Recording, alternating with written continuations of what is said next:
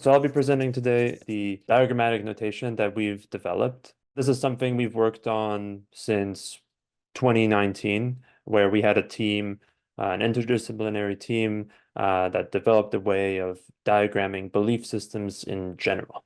There we tried to kind of apply it to various historical episodes and kind of as Scientonomy is aimed at studying virtually any epistemic agent from any time period, we really wanted to see how far this diagrammatic notation applies. So we applied it to both historical and contemporary cases.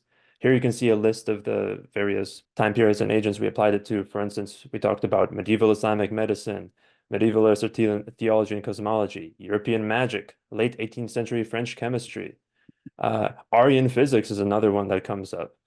Dark matter, Lysenkoism, in the Soviet state. So these are all various topics that we've covered and successfully applied the diagrammatic notation to.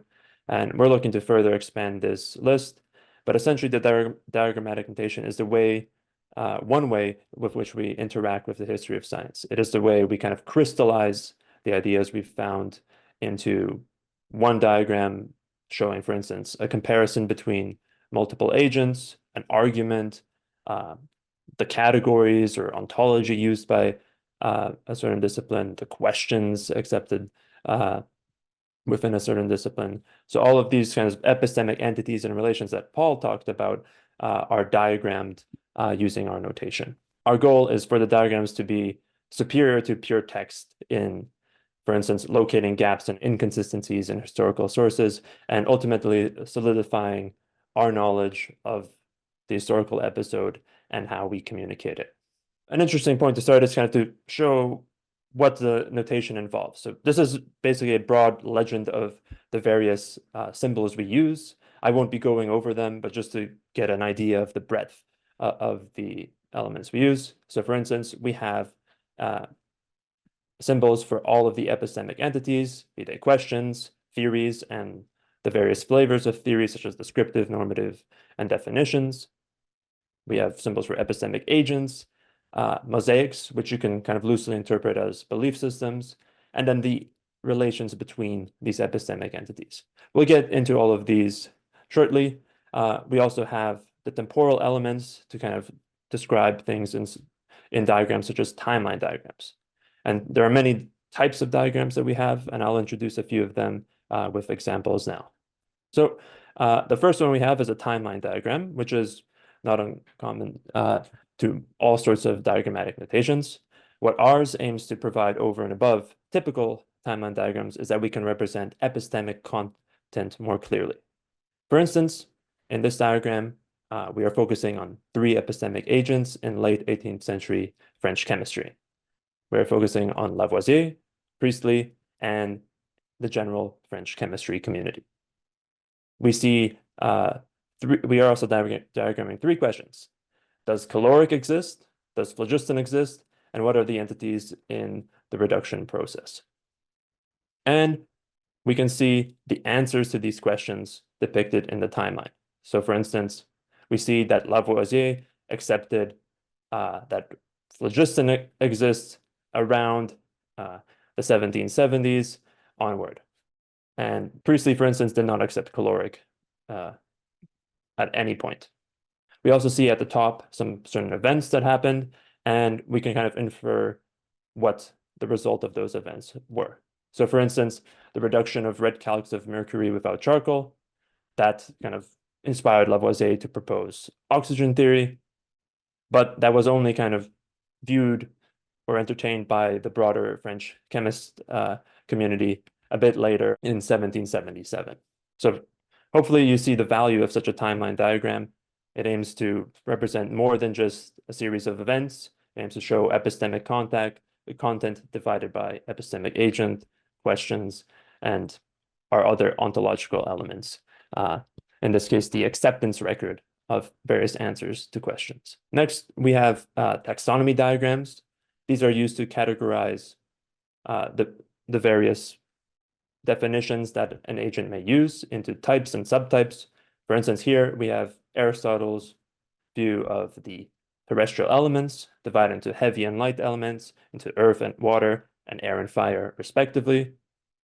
And we use this general white pointed arrow to represent what's a supertype and what's a subtype.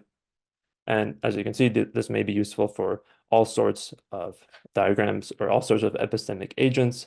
And one thing you might be noticing is that our diagrammatic notation, the arrows and things we use, resemble other notations, namely one of the more popular ones, the universal modeling language. So actually, a lot of our notation visually comes from UML.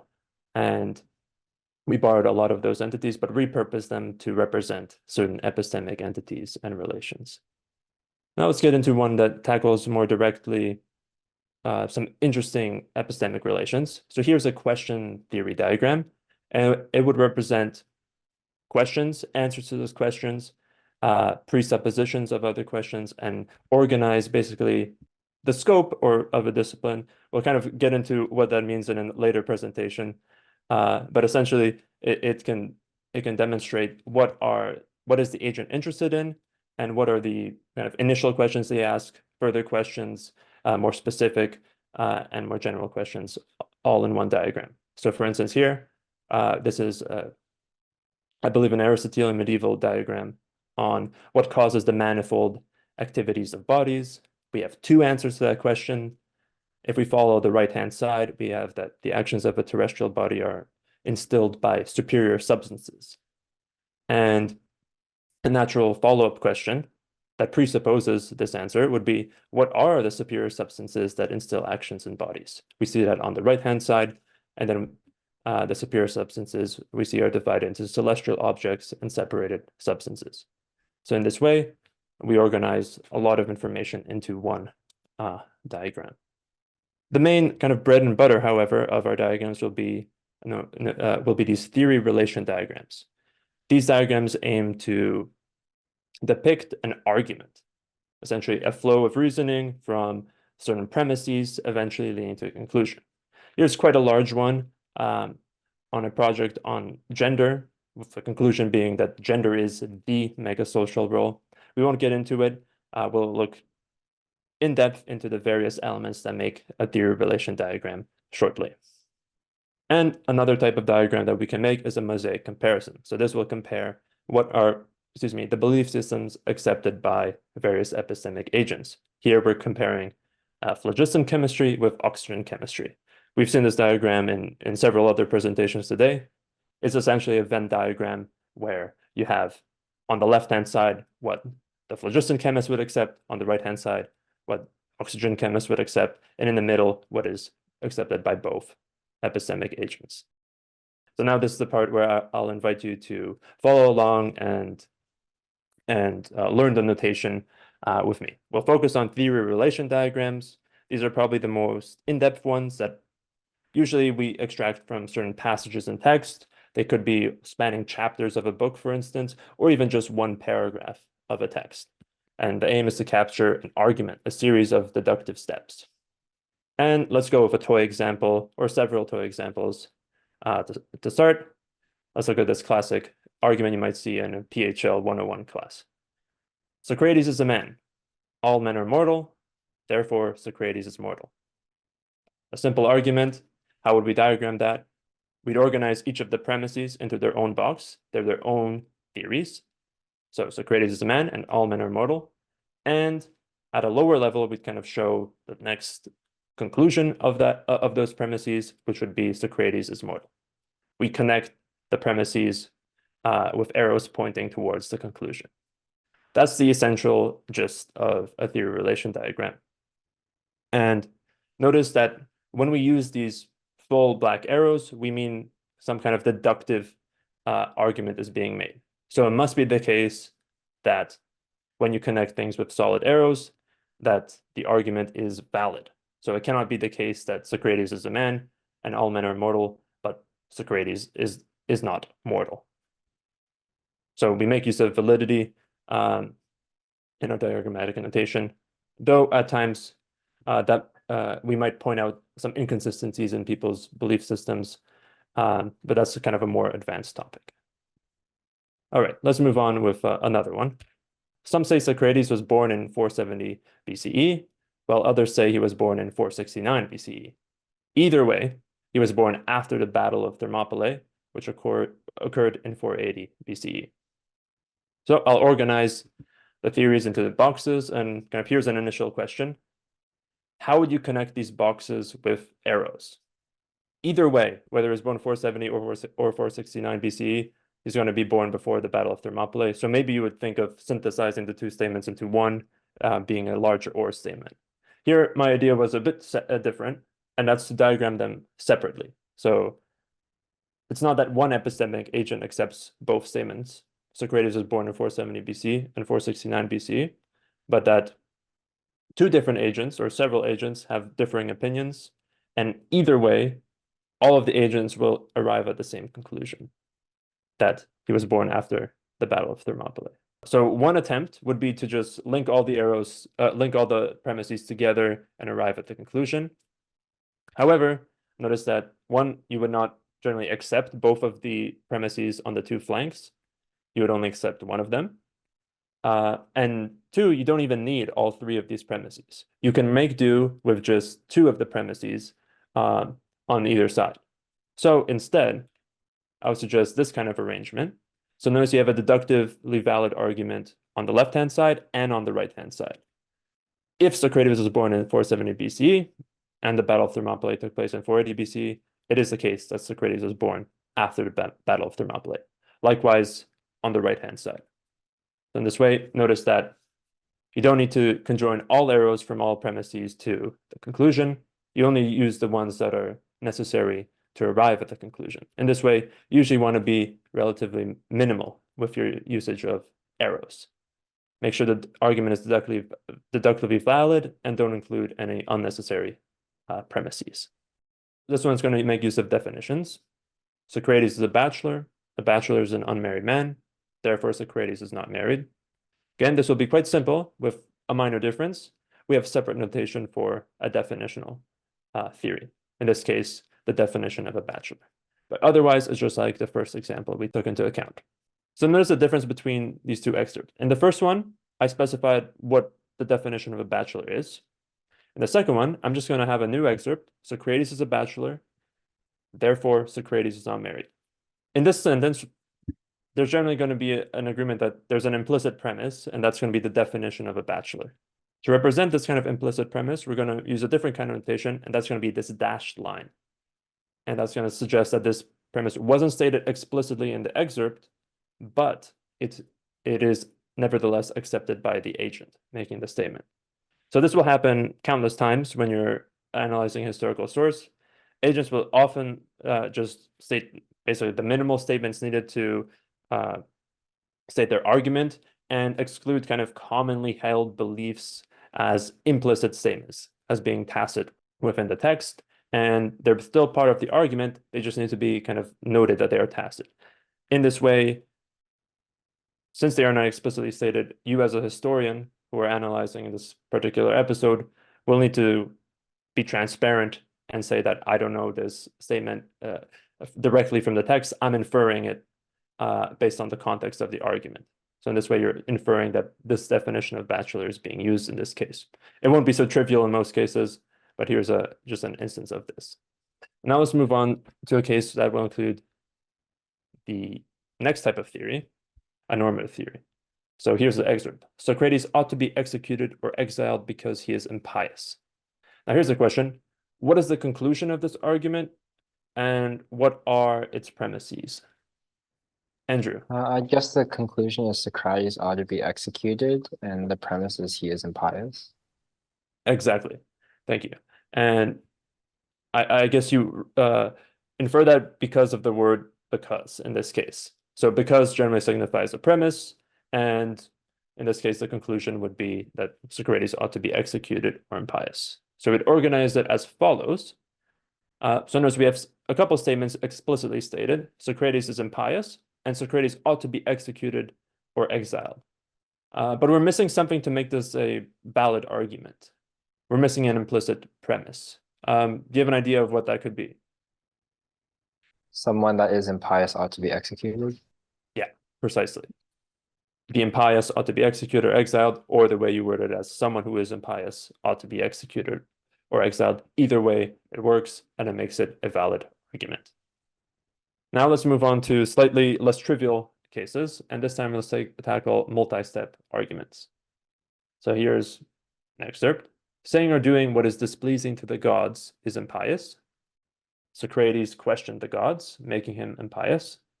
Therefore, Socrates ought to be executed or exiled. So we have several steps, it seems, to this argument.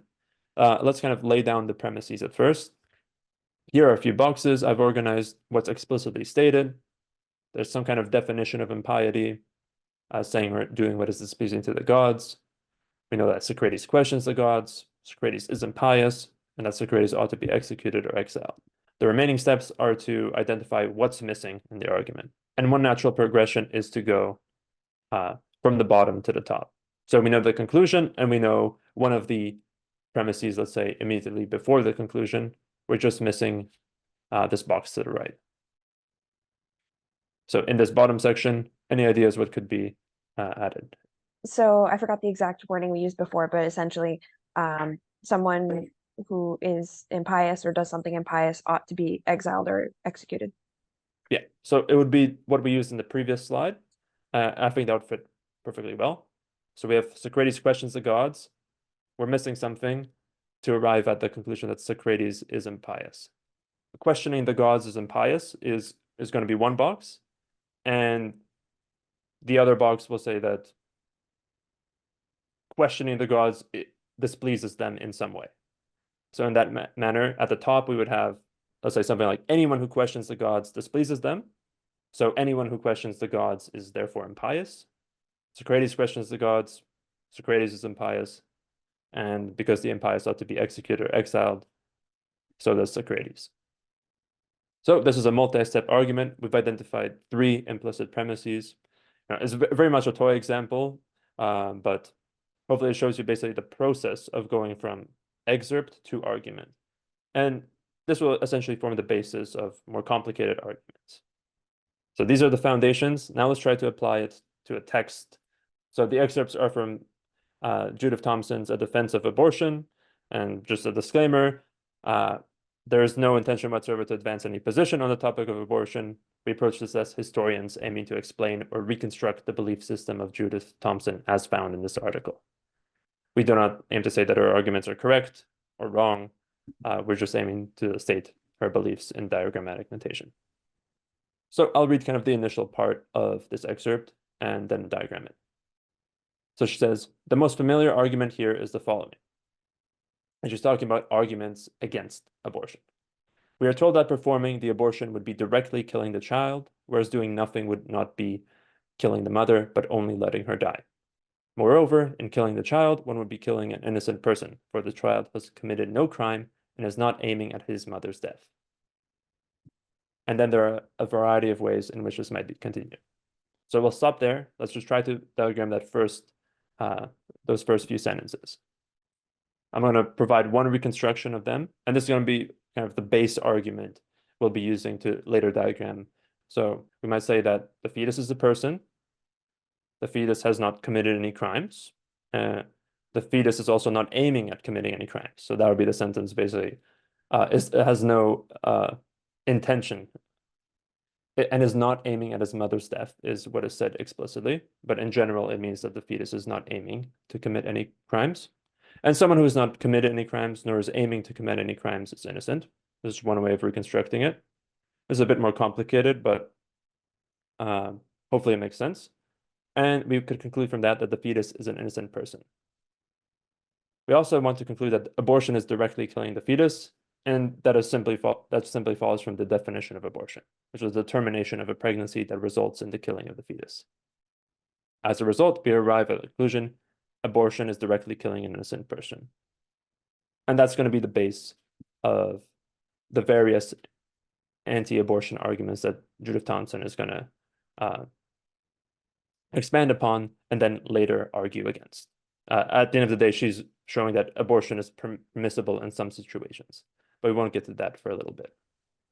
Now we're going to want to look at these continuations. So there's 4 continuations, and we're going to take a look at each one of them. The first one, it should be quite easy. Let's do it together now. So 1. But as directly killing an innocent person is always and absolutely impermissible, and abortion may not be performed. So we have a simple, basically one-step deduction here. I laid out two of the boxes, an idea what the third one will say. So we have abortion is killing an innocent person. We got that from the base argument. And we want to arrive at abortion is absolutely impermissible. Andrew. Killing an innocent person is absolutely impermissible. Perfect.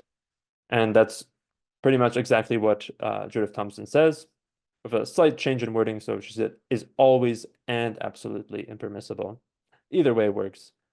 And notice also that we're using the exclamation mark to identify normative theories. I forgot to mention this, but whenever we use a normative theory, as opposed to a descriptive one, we introduce it with an exclamation mark, just to be clear.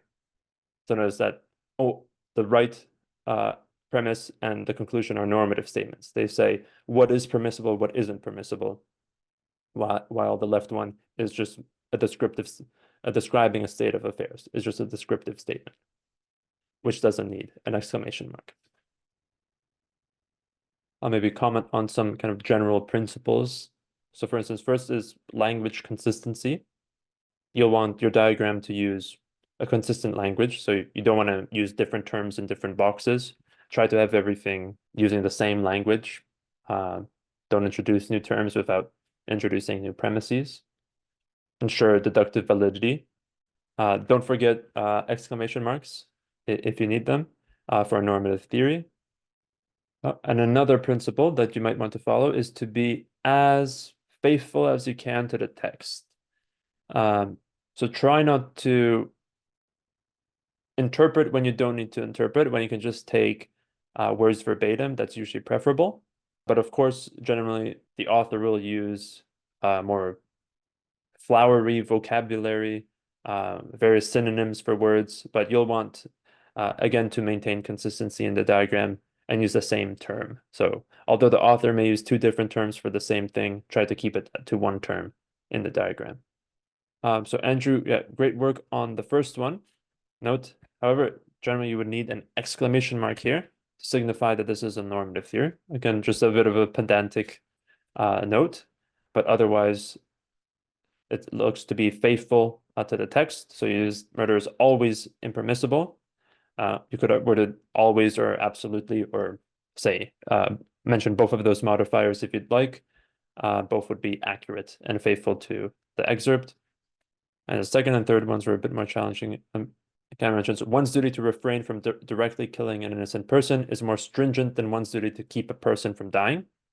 That's essentially verbatim from the text almost. Perfect. I would just slap an exclamation mark at the front. And from that, with the additional implicit premise, you could deduce that it is morally required to avoid killing an innocent person over keeping a person from dying. Another way to word it is one's duty to refrain from directly killing an innocent person must be upheld over one's duty to keep a person from dying. That's another great wording. I think it'd be even more accurate to the text, since Thompson really likes this kind of duty-centric ethics. So talking about certain duties being more stringent than others and needing to be upheld over others. So I think actually I would prefer Nicola's approach here. So great work, Nicola. So Letizia, I think you've got a solid component of it. So not aborting an infant is letting the mother die. That's definitely a key detail that you'll want to mention. I do think the third one, however, is a bit more challenging, and I suppose that the skeleton that I've provided is already subject to debate. So perhaps you maybe organize this argument differently if you were to make it from scratch than if you had this skeleton. For instance, you could talk about options immediately and say, sometimes one's options are to either abort or let the mother die. And in those cases, we have this almost verbatim statement. If one's only options are directly killing an innocent person or letting a person die, one must prefer letting the person die. So that would be a normative statement. And I think you could put that verbatim at the top box. Izzy did a great job here, pretty much what I was going for. In some cases, one's only options are performing an abortion or letting the mother die.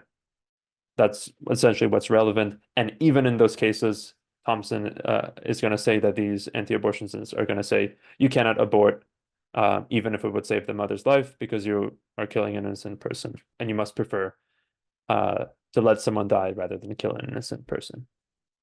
So here's exercise 2. This is a bit of a larger one. So now it's going to be 1, 2, 3, 4-step argument with many more missing premises and implicit premises. And this argument is going to be the first one that kind of interacts with the mother's right to her own body and the fetus's right to life. And this is going to be kind of central to the kind of less, I guess, naive views of the anti-abortion arguments, part of Thompson's account here. A lot of times, if you're making, for instance, a timeline, the questions are, when were certain things accepted? When were they no longer accepted? Figuring out those dates can be extremely difficult and in its own right, but at the end of the day, how you make the diagram from the information provided is usually quite simple. For theory relation diagrams, though, you have the excerpt oftentimes, sometimes spanning pages, sometimes spanning a chapter, and the task is much more difficult to distill reasoning into one slide, essentially. And notice also the strategies you're employing to kind of go into the diagram. Are you starting from the bottom? Are you starting from the top? Are you doing both, essentially going from the top and the bottom to get to the middle? Sometimes you notice you'll get stuck at some point, and usually if you get stuck, it's best to go the other way around. So start from the initial premises rather than the ending ones, or vice versa, and you'll eventually reach the middle premises.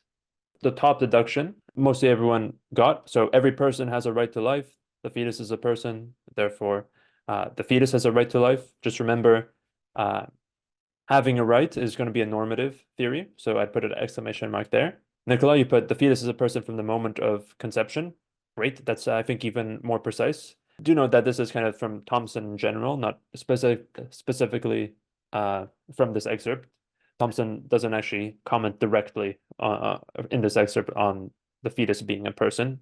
So this could have an argument of being implicit as well. The next missing premise was the one on the right, on the second level from the top.